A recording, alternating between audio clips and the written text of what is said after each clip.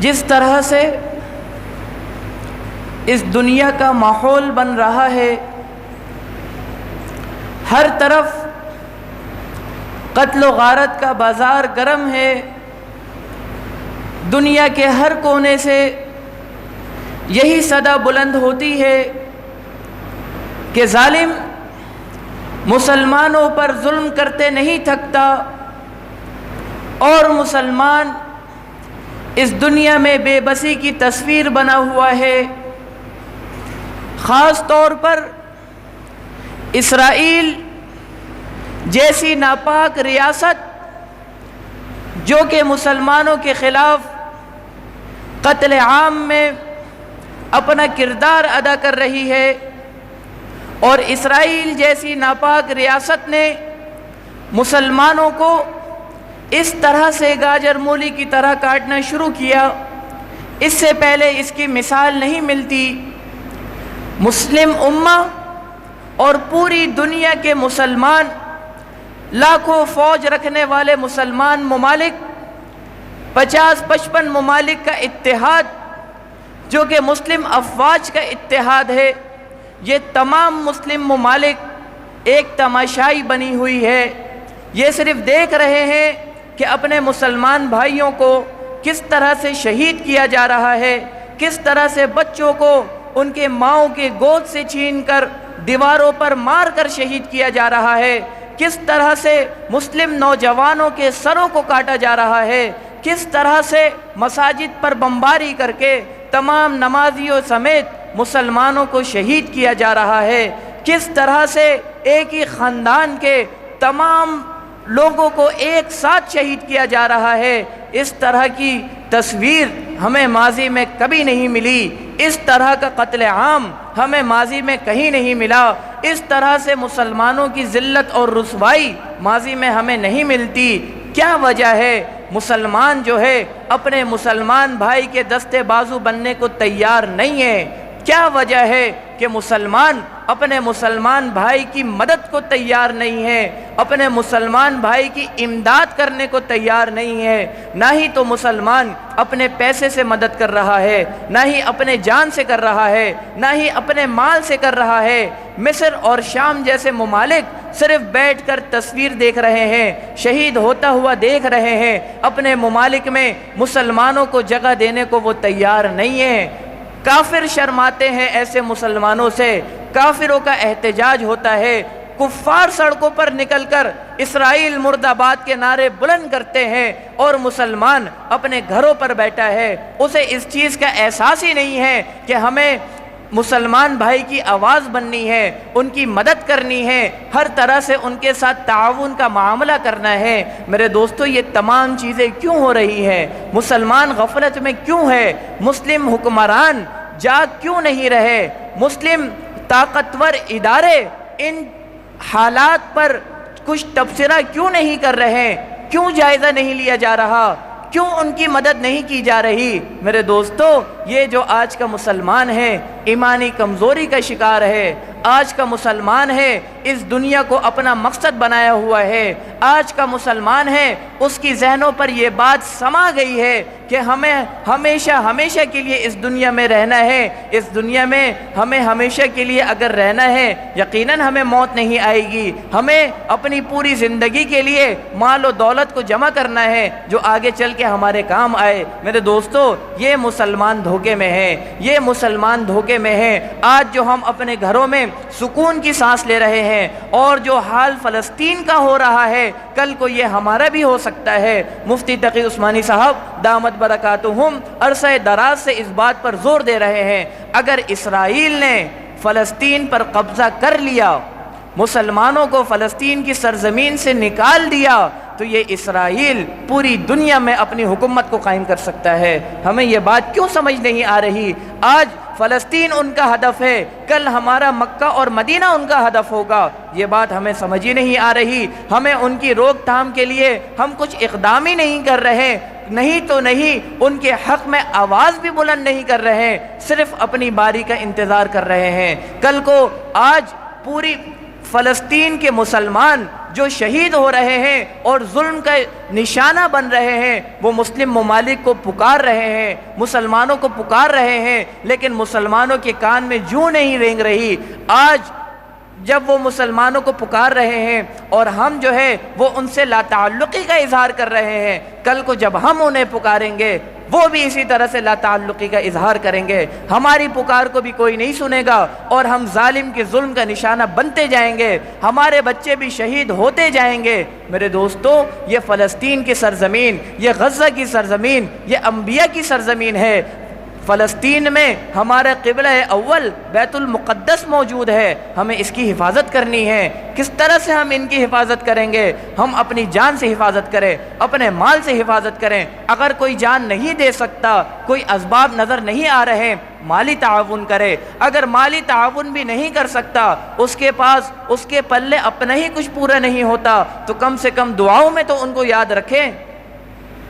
میں ایک مثال دوں، عام طور پر تبلیغ والے یہ مثال بہت دیتے ہیں کہ ایک مخصوص پرندہ ہے کہ وہ اپنے گھونسلوں میں انڈے دیتا ہے، اور انڈے بھی ان ممالک میں دیتا ہے جو انتہائی ٹھنڈ والے ممالک ہیں۔ جب ان ملکوں میں شدید سردی پڑتی ہے تو یہ پرندے ہجرت کر کے گرم ممالک کی طرف آ جاتے ہیں، اور ایک ملک سے دوسرے ملک ہجرت کرنا یہ لاکھوں کلومیٹر کا فاصلہ ہوتا ہے، اس میں کئی سال ان پرندوں کو لگ جاتے ہیں آنے اور جانے میں، لیکن پرندوں کی فکر ہوتی ہے کہ میرے انڈے وہاں پر ہیں۔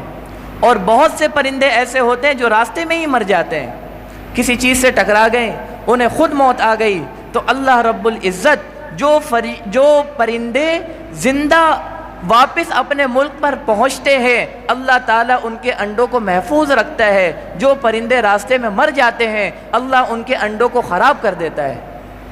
کیا وجہ ہے؟ وجہ صرف یہی ہے کہ ان پرندوں کو ایک فکر ہوتی ہے کہ میرے انڈے وہاں پر ہے، اس فکر کی وجہ سے اللہ رب العزت ان کے انڈوں کو محفوظ رکھتا ہے۔ ہم کچھ نہیں کر سکتے، کم سے کم فکر تو کر سکتے ہیں، کم سے کم ہمارے ذہنوں میں ان کے لیے کچھ بات تو آ سکتی ہے، ہمارا دماغ ان کی طرف لگ سکتا ہے، ہمارا دل ان کی ہمدردی کے لیے تڑپ سکتا ہے۔ آپ علیہ الصلاۃ والسلام کی حدیث کا مفہوم ہے کہ جب انسان کے جسم کے کوئی ایک اعضاء میں تکلیف ہو، کسی ایک اعضاء میں تکلیف ہو، تو اس کا پورا جسم پریشان رہتا ہے۔ اگر انسان کے دانت میں تکلیف ہے، پورا جسم اس کا پریشان رہتا ہے۔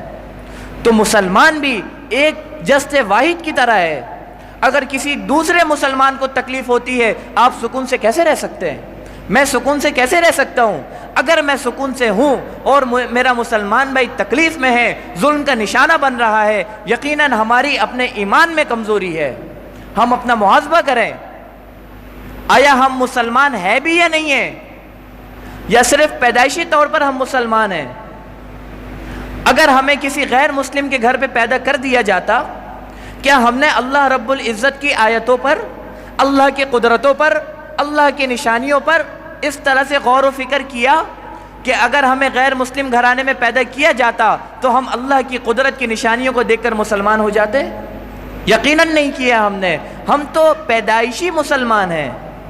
ہمیں اسلام تکلیفوں کے بعد نہیں ملا، ہمیں اسلام ماں کی گود میں ملا ہے، اس وجہ سے اس کی اہمیت نہیں ہے۔ میرے دوستو، اس چیز کی اللہ کی نظر میں اتنی اہمیت ہے، مسلمان جو کلمہ پڑھتا ہے لا الہ الا اللہ محمد الرسول اللہ، اس کی اتنی اہمیت ہے کہ یہ مسلمان بندہ کبھی نہ کبھی اپنے عذاب کو بھگت کر جنت میں ضرور جائے گا۔ کتنی اہمیت ہے اس کلمے کی۔ تو ہم پیدائشی مسلمان تو ہیں، لیکن صرف ہمیں پیدائشی مسلمان نہیں بننا، ہمیں ایک باعمل مسلمان بننا ہے۔ صحابہ کرام کی زندگیوں کو اٹھا کر دیکھیں، تبلیغ ان کی زندگی میں، جہاد ان کی زندگی میں، تصوف ان کی زندگی میں، حسن سلوک ان کی زندگی میں، سچ گوئی ان کی زندگی میں، عدل ان کی زندگی میں، جھوٹ سے نفرت ان کی زندگی میں، تمام تر معاشرتی چیزیں ان کی زندگی میں آپ کو اکٹھے نظر آئیں گی۔ کوئی صحابی ایسا نہیں تھا جس نے کسی دین یا دنیا کے شعبوں کو چھوڑ دیا ہو۔ صحابہ ہر چیز کو ساتھ لے کر چلیں، یہ ہمارے لیے پیغام ہے، ہم بھی ہر چیز کو ساتھ لے کر چل سکتے ہیں۔ ایک صحابی کا واقعہ عام طور پر ذکر کیا جاتا ہے کہ جب ان کا نکاح ہوا اور وہ اپنی بیوی کو لے کر اپنے گھر تشریف لائے اور آپ علیہ الصلوۃ والسلام کی طرف سے جہاد کا اعلان ہوا، وہ صحابی نئی نویلی دلہن کو چھوڑ کر جہاد میں گئے اور شہید ہو گئے۔ کیا ہمارے اندر یہ جذبہ موجود ہے؟ ہم تو اپنی ایک دن کی دہاڑی نہیں چھوڑ سکتے، بیوی بچوں کو چھوڑنا تو دور کی بات ہے۔ کیا وجہ ہے؟ وجہ یہی ایمان کی کمزوری ہے۔ انسان اپنے انجام کو بھول بیٹھا ہے، مسلمان اپنے مرنے کو بھول بیٹھا ہے۔ قرآن کی آیت میں نے تلاوت کی خطبے میں، منہا خلقناکم وفیہا نعیدکم ومنہا نخرجکم تارۃ اخری، کہ اسی سے ہمیں پیدا کیا ہے۔ منہا خلقناکم، اس زمین کی مٹی سے تم کو پیدا کیا، وفیہا نعیدکم، اور تم کو اسی پہ لوٹایا جائے گا، ومنہا نخرجکم، اور اسی زمین سے تمہیں دوبارہ اٹھایا جائے گا، تارۃ اخری، ایک اور بار۔ تو اس آیت سے یہ بات ہمیں معلوم ہوتی ہے کہ انسان کو موت ضرور آئے گی، انسان کو ایک نہ ایک دن مرنا ہے، فنا ہونا ہے۔ یہ دنیا ہمیشہ کے لیے نہیں ہے۔ اس دنیا میں جتنی بھی چیزیں ہیں، چاہے وہ جاندار ہو، بے جان ہو، نباتات ہو، تمام چیزوں کو فنا ہونا ہے۔ اور جو چیزیں جاندار ہیں، اللہ رب العزت اس کو ایک اور بار اٹھائیں گے۔ اور قرآن کریم کی دوسری آیت کا مفہوم کیا ہے؟ کہ انسان کی موت نہ ایک گھڑی پہلے آ سکتی ہے، نہ ایک گھڑی بعد میں آ سکتی ہے۔ جو وقت مقرر ہے، موت آپ کو اسی وقت آئے گی۔ جب ہمیں یہ بات پتہ چل گئی کہ یہ دنیا فانی ہے، اس دنیا میں ہمیں ہمیشہ نہیں رہنا، اور اللہ کا دوسرا حکم بھی ہمیں پتہ چل گیا کہ موت اپنے وقت پر آئے گی، تو جان کی پرواہ ہم کیوں کرتے ہیں؟ ہمیں اپنی جانوں کی فکر کیوں لگی ہوئی ہے؟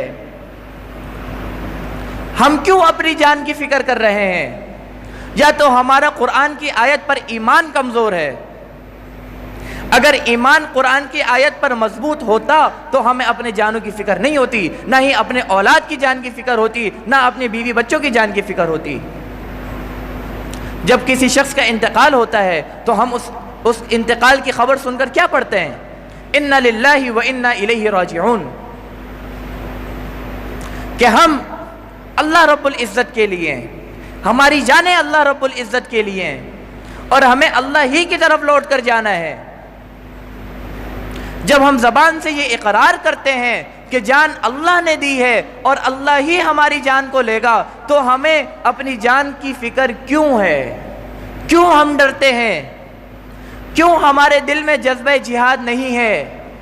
کیوں ہمارے دل میں ایک مسلمان بھائی کا خیال نہیں ہے؟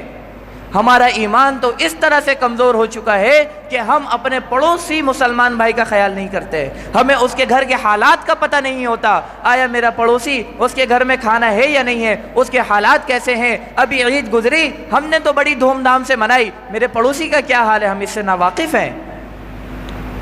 میرے دوستو، یہ ایمان کی کمزوری ہے، یہ ایمان کی کمزوری ہے۔ ایمان کو بنانا پڑے گا، ایمان کو بنانا پڑے گا۔ ایمان کس طرح سے بنے گا؟ اپنے آپ کو مساجد کے ساتھ جوڑنا ہوگا، اپنے آپ کو علماء کے ساتھ جوڑنا ہوگا، اپنے آپ کو اعمال پر لانا ہوگا، فرائض کی پابندی آپ کو کرنی ہوگی، واجبات کو ادا کرنا ہوگا، آپ علیہ السلام کی سنتوں کو جسموں پر سجانا پڑے گا، صحابہ کے واقعات کو پڑھ کر دین پر عمل کرنے کا شوق دل میں پیدا کرنا پڑے گا، پھر جا کر ہمارا ایمان مضبوط ہوگا۔ اگر ہم مسجد میں آتے ہیں، 5 وقت نماز پڑھتے ہیں اور چلے جاتے ہیں، یہ تو محض ایک رسم اور رواج بھی ہم کہہ سکتے ہیں اسے۔ ایک ذمہ داری اللہ نے ڈالی، ہم نے پوری کی، ہم چلتے بنے۔ نماز میں جان پیدا کرنی پڑے گی، نماز میں خشوع اور خضوع پیدا کرنا پڑے گا۔ جب انسان نماز کے لیے کھڑا ہو تو اس کا دل تمام تر دنیاوی مصروفیات کو ترک کر کے اللہ رب العزت کے ساتھ جڑ جائے۔ آپ کی نماز میں خشوع اور خضوع ہو، آپ کا تعلق اللہ رب العزت کے ساتھ ہو۔ ایک صحابی کے بارے میں آتا ہے کہ جب وہ نماز میں کھڑے ہوتے تھے تو ایک وقت ایسا آیا کہ وہ نماز میں کھڑے ہوئے اور کچھ تاخیر انہوں نے نیت باندھنے میں کر دی۔ صحابہ پوچھنے لگے، آپ نے تاخیر کیوں کی؟ کہنے لگے، میں جب بھی مصلی پہ کھڑا ہوتا ہوں مجھے سامنے بیت اللہ نظر آتا ہے، آج بیت اللہ کے نظر آنے میں تاخیر ہو گئی، اس وجہ سے میں نے دیر سے نیت باندھی۔ میرے دوستو، ان کا تعلق اللہ رب العزت کے ساتھ تھا۔ اگر ہم نمازوں میں جان پیدا کریں گے، سب سے پہلی چیز نماز، اس پہ ہم جان پیدا کریں گے، نماز پہ خوشی خضوع لے کر آئیں گے، اس کا ہمیں صلہ کیا ملے گا؟ ان الصلاۃ تنہی عن الفحشاء والمنکر، آپ اس دنیا کی برائیوں سے بچ جائیں گے، اللہ رب العزت آپ کے دل کو برائیوں سے پھیر دیں گے، نیکیوں کی طرف آپ کے دل کو مائل کر دیں گے، نیکیوں کے کاموں میں آپ کا دل لگے گا، برائیوں کے کاموں سے آپ کے دل میں ایک تڑپ پیدا ہوگی، آپ کا دل گھبرائے گا، آپ کے رونگٹے کھڑے ہو جائیں گے۔ جب انسان کوئی گناہ کے لیے اپنے قدم کو بڑھاتا ہے، اس کے دل کی دھڑکنیں تیز ہوتی ہیں، اس کے رونگٹے کھڑے ہو جاتے ہیں، یہ ایمان کی علامت ہے، آپ کا ایمان آپ کو اس گناہ سے روک رہا ہے۔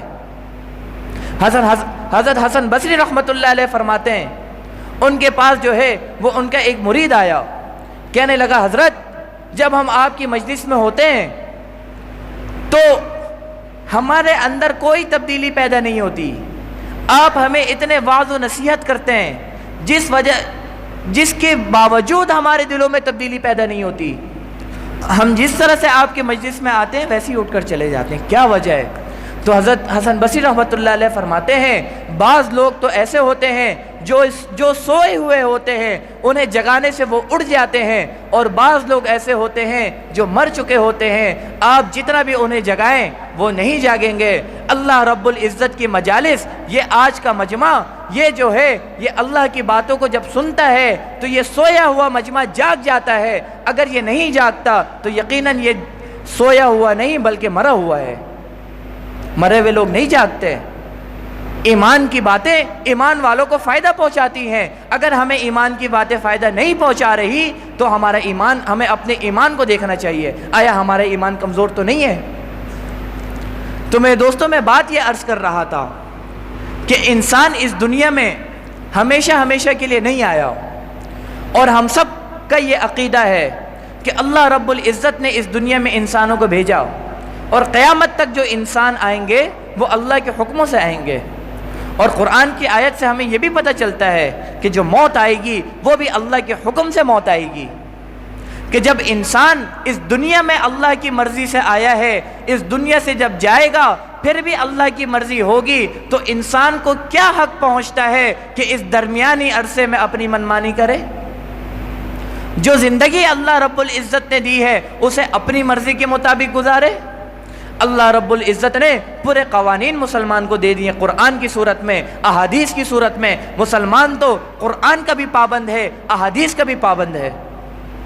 انسان خاص طور پر مسلمان اپنی زندگی قرآن و حدیث کے مطابق گزارے گا، اگر وہ اس کے مطابق نہیں گزارتا یقیناً وہ اللہ کے قانون سے بغاوت کرتا ہے، اور اس کی سزا اللہ رب العزت ہی اسے دیں گے۔ آج جو ہمیں بڑا اسرائیل کچھ زور و زبر کچھ اتنے زور اور شدت والا نظر آ رہا ہے، اس کی طاقتیں ہمارے سامنے ہیں۔ اسرائیل جس طرح سے فلسطینیوں کا قتل عام کر رہا ہے، امت مسلمہ کے دل میں وہ اس بات کو بیٹھا رہا ہے کہ ہم ہی سب کچھ ہے، تمہاری کوئی حیثیت نہیں۔ میرے دوستو، یہ ان کافروں کی بھی بھول ہے، ان کفار کی بھی بھول ہے، اور اسرائیل کی بھی بھول ہے۔ ابھی سے کچھ عرصہ پہلے افغانستان کا جہاد ہوا، 20 سال تک پوری دنیا کا کفر نے مل کر افغانستان میں حملہ کیا، نتیجہ کیا نکلا؟ وہ اپنے تمام تر جدید اسلحوں کو چھوڑ کر افغانستان سے بھاگ گئے۔ میرے دوستو، کیوں؟ آج فلسطین میں جو اسرائیل حملے کر رہا ہے، اگر آج بھی امت مسلمہ متحد ہو جائے، جس طرح افغانستان کی مدد کے لیے پاکستان نے بھی مدد کی، دوسرے مسلم ممالک نے بھی مدد کی، اور نتیجہ یہ ہوا افغانستان فتح یاب ہوا۔ آج بھی مسلم ممالک فلسطین کی مدد کے لیے کھڑے ہو جائیں، لا محالہ وہاں سے کفر کو بھاگنا پڑے گا، اور وہاں پہ اسلام غالب ہوگا اور اسلام کا بول بالا ہوگا۔ لیکن شرط یہ ہے کہ کھڑا ہونا پڑے گا، اور یہ مسلمان کھڑے کب ہوں گے؟ جب اپنے دل سے موت کا خوف نکالیں گے۔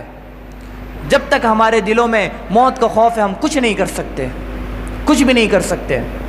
اگر آپ نے دیکھی ہو فلسطین کے مجاہدین کو لڑتے ہوئے دیکھا ہو، آج کل تو انٹرنیٹ کا زمانہ ہے، سوشل میڈیا کا زمانہ ہے، بہت ساری ویڈیوز آتی ہیں، انسان دیکھ کر دنگ رہ جاتا ہے کہ کس طرح سے وہ کافروں کے خلاف جہاد کر رہے ہیں۔ سامنے سے میں نے دیکھا ایک اسرائیلی فوجی بندوق لے کر فائر کر رہا ہے، اور سامنے والا جو فلسطینی مجاہد ہے وہ پتھر اسے مار رہا ہے، اسے یہ پرواہ نہیں ہے کہ یہ گولی مجھے لگ جائے گی۔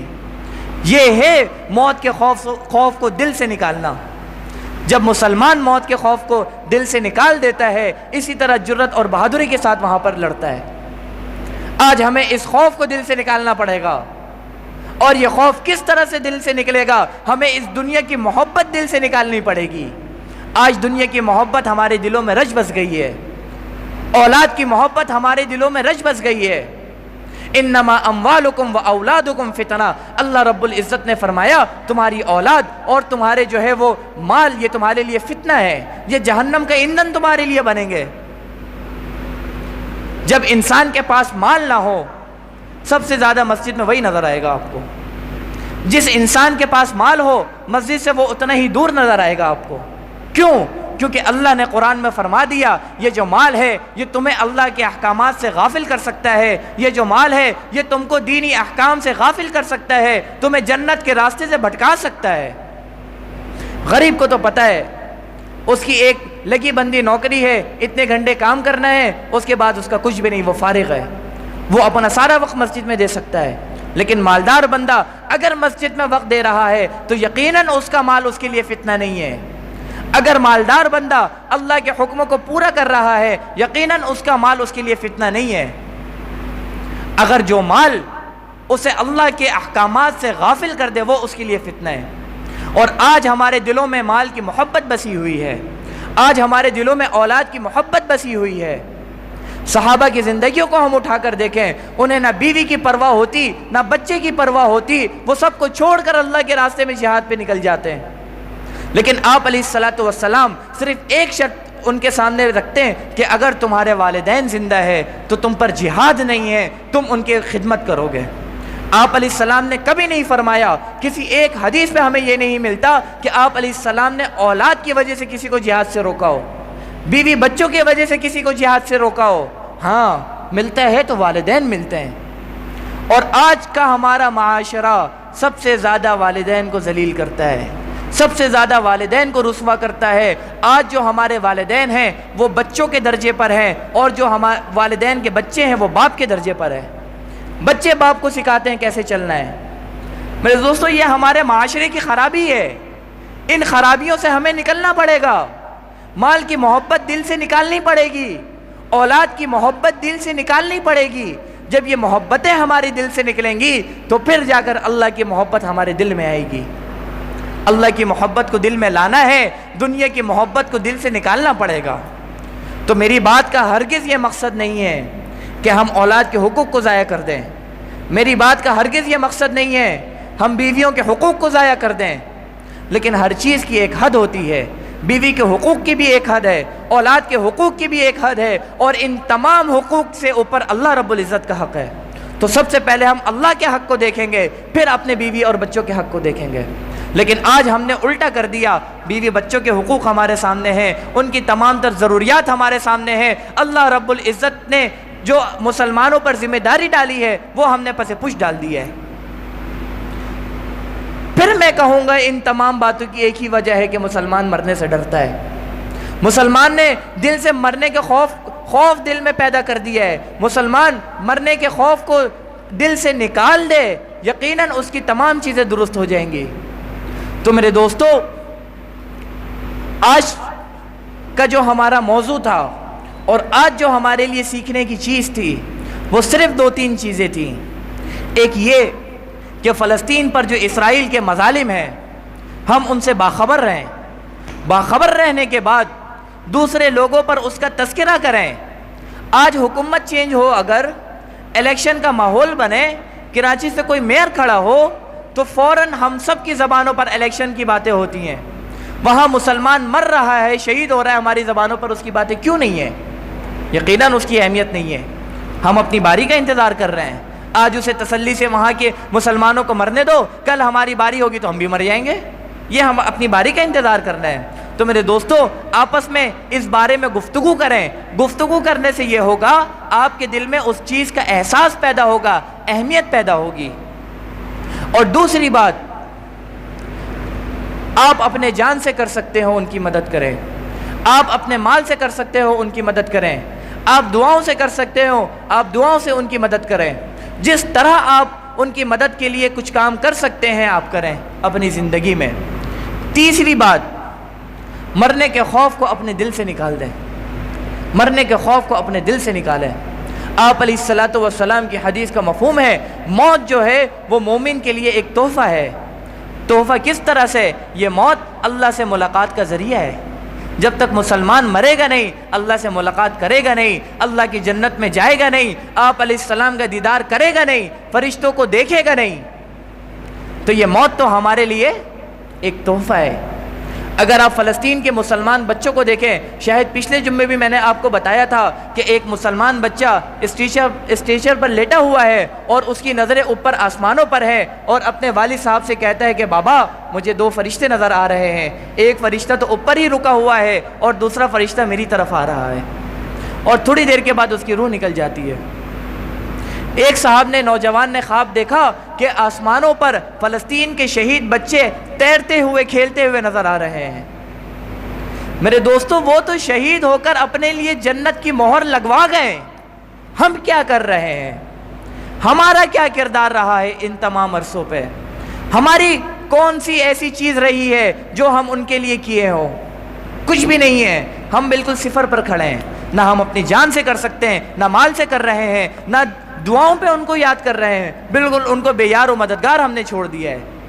آج وہاں کے مسلمان، امت مسلمہ کے مسلمانوں کو جھنجھوڑ رہے ہیں، ایک وقت آئے گا وہ اس جھنجھوڑنے کے بعد جو ہے وہ اللہ سے بد دعائیں کرنے لگیں گے کہ یا اللہ جو حالات ہم پر ہے تو ان پر بھی مسلط کر دے، یہ اس قابل نہیں ہے کہ یہ اس زمین پر رہیں۔ اور میں یہ سمجھتا ہوں اس روئے زمین پر جتنے مسلمان بستے ہیں، فلسطین کے مسلمانوں کے ایمان کا مقابلہ کوئی نہیں کر سکتا۔ جس طرح ایمانی جذبہ ان کے اندر موجود ہے، اور اللہ ان کی دعاؤں کو رد نہیں کرے گا۔ تو میرے دوستو، اگر ہمیں اپنے مستقبل کی فکر ہے، اگر ہمیں جنت کی فکر ہے، اللہ کے احکامات کی فکر ہے، تو یقیناً ان کی مدد کے لیے ہمیں ہر طرح کی کوشش کرنی چاہیے۔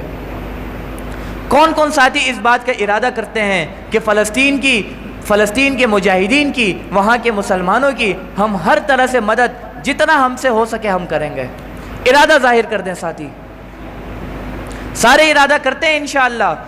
دیکھیں، آپ ایک واقعہ بہت اچھے سے اور بہت بار آپ نے سنا ہوگا کہ آپ علیہ الصلاۃ والسلام نے اعلان کیا کہ جس کے پاس جو ہے وہ اللہ کے راہ میں لا کر خرچ کرے۔ تو حضرت عمر رضی اللہ تعالیٰ عنہ اپنے مال کا نصف حصہ لے کر آ گئے، اور جو حضرت عمر رضی اللہ تعالیٰ عنہ کے مال کا نصف حصہ تھا وہ بہت زیادہ بڑھتا تھا۔ مدینہ کی جو صحن تھی، کافی حصے نے حضرت عمر رضی اللہ تعالیٰ عنہ کے مال کو گھیر لیا۔ حضرت ابوبکر صدیق رضی اللہ تعالیٰ عنہ تشریف لے کر آئے، ان کے پاس مختصر سا مال تھا، مختصر سا۔ تو حضرت عمر رضی اللہ تعالیٰ عنہ کے دل میں یہ بات آئی، صحابہ اعمال پر آگے بڑھنے پر خوشی محسوس کرتے تھے، وہ حریص تھے کہ میں اعمال میں اس سے آگے بڑھ جاؤں۔ تو حضرت عمر رضی اللہ تعالیٰ عنہ کے دل میں بات آئی کہ آج تو ابو بکر نے تھوڑا سا مال پیش کیا ہے، اور آج تو میں نے اللہ کے راستے میں اتنا سارا مال پیش کر دیا، آج تو میں ابو بکر سے آگے بڑھ جاؤں گا، آج تو میں ابو بکر سے جیت جاؤں گا۔ لیکن حضور صلی اللہ علیہ وسلم نے حضرت ابو بکر صدیق رضی اللہ تعالیٰ عنہ سے پوچھا، اے ابو بکر بتاؤ کیا چھوڑ کر آئے ہو گھر پر؟ سوال یہ نہیں کیا کیا لے کر آئے ہو، کیونکہ لے کر تو وہ بہت کم آئے تھے، سوال کیا گھر پر کیا چھوڑ کر آئے ہو؟ حضرت ابو بکر صدیق رضی اللہ تعالیٰ عنہ نے بولا کہ یا رسول اللہ اور اس کے رسول کا نام چھوڑ کر آیا ہوں، باقی سب کچھ لے آیا۔ حضرت عمر رضی اللہ تعالیٰ عنہ سے پوچھا، اچھا عمر تم بتاؤ تم کیا چھوڑ کر آئے ہو؟ تو حضرت عمر رضی اللہ تعالیٰ عنہ کہنے لگے کہ میں اپنے مال کا آدھا حصہ گھر پر چھوڑ کر آیا ہوں اور آدھا حصہ لے کر آیا ہوں۔ تو آپ علیہ الصلاۃ والسلام نے فرمایا، اللہ رب العزت جو ہے وہ اس کوانٹٹی کو نہیں دیکھتے ہیں، اس زیادہ کو نہیں دیکھتے ہیں، بلکہ اللہ رب العزت اس چیز کو دیکھیں گے کہ جس مسلمان کو اللہ نے جتنا مال دیا ہے اتنے مال میں سے وہ کتنا حصہ اللہ کے راستے میں خرچ کرتا ہے۔ اگر آپ کے پاس 10 روپے ہیں، اگر آپ اس 10 روپے کے 10 روپے خرچ کر دیتے ہیں اور دوسرے بندے کے پاس 20 روپے ہیں اور وہ 20 میں سے 10 خرچ کرتا ہے، تو پہلے 10 خرچ کرنے والا اس سے آگے بڑھ جائے گا، کیونکہ اس نے اپنا پورا مال خرچ کر دیا اور دوسرے نے آدھا مال خرچ کیا۔ تو میرے دوستو اس بات کی آپ فکر نہ کریں کہ ہمارے 10 روپے 20 روپے 50 روپے سے کیا ہوگا۔ بھلے ہی وہاں پر وہ یہ 10-20 روپے جو ہے، حضرت مفتی تقی عثمانی صاحب کہنے لگے اگر پاکستان کے مسلمان 100 روپے چندہ دیں، 100 روپے، تو کئی ارب روپے بن جاتے ہیں۔ اگر یہ کئی ارب روپے جمع ہو کر فلسطین چلے گئے، ان کا کتنے فائدہ مند یہ پیسے ثابت ہوں گے۔ 100 روپے کی ہمارے نزدیک حیثیت نہیں ہے نا، لیکن اگر یہی اتحاد کے ساتھ ہو، اتفاق کے ساتھ ہو، سارے مسلمان مل کر دیں تو ان کے لیے کتنی بڑی اماؤنٹ بن جائے گی۔ تو اللہ رب العزت سے دعا ہے کہ اللہ تعالی مرنے کے خوف کو ہمارے دل سے نکالے۔